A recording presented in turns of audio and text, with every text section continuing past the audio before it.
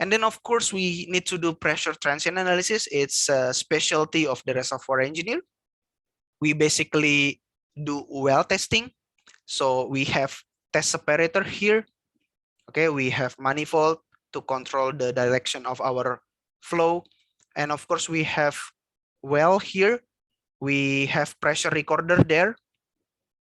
And then we do analysis using this laptop or desktop. Okay, so basically we vary the flow rate.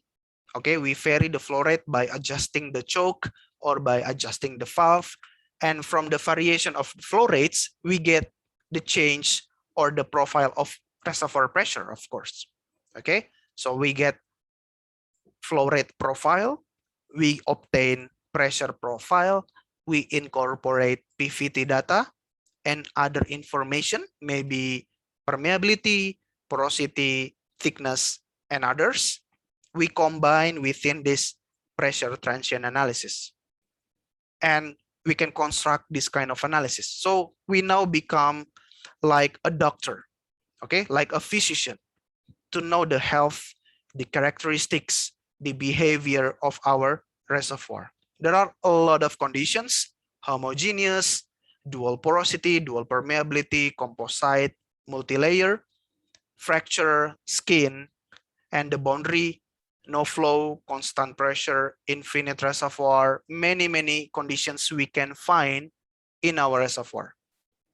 Okay, so we can do like this one. So if we plot the pressure profile and the derivative pressure profile, we get this trend. It means that we have fractured well. All right. If we find this one, it means that we have limited entry condition or partial penetration, where our perforation or completion only open a part of our reservoir. So you can see HW compared to H as a full thickness of our reservoir. If you have a horizontal well, you will plot and you will get this one. Okay, so if you plot it and it is not like this plot, it means that maybe your well is not a very or truly horizontal well.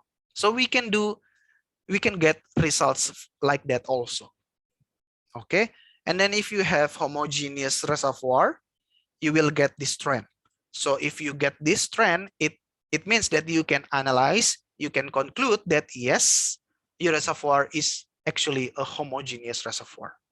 But if you have fractured reservoir or faulted reservoir, you will get dual porosity profile, which will give you valley on your derivative curve. And of course, if you have multi-layer, you can model it with dual permeability model. It also gives you valley or transition on your derivative. If you have radial composite, you can get this trend. All right, so we will not discuss it in more detail, but we can do other future studies together or future trainings or maybe webinar regarding this analysis, pressure transient analysis using software. It's really interesting. And of course, reservoir boundaries are also very important to notice. All right, maybe you have fault, single fault, you will get this trend. If you have intersecting fault, you can get this one. Maybe you have parallel faults like this one, parallel faults, and your well located here and here, you will get this one.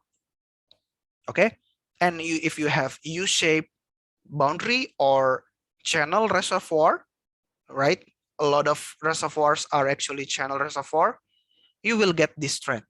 So your late time profile will increase if you have channel reservoir, and it will increase more sharply if you have U-shaped reservoir. And of course, we usually find also a circular closed reservoir like this one, or rectangular. We will get this one. Okay, and it is for drawdown test. But if we have pressure built-up test, it will drop like this one for circular reservoir and for rectangular reservoir. And if we have constant pressure boundary like aquifer or maybe gas cap, it will drop sharply like this one. Okay, so if you have constant pressure boundary again, your derivative will drop. But if you have closed reservoir, your derivative will go upward if it is a drawn down test. Okay, so this kind of analysis is your responsibility as a reservoir engineer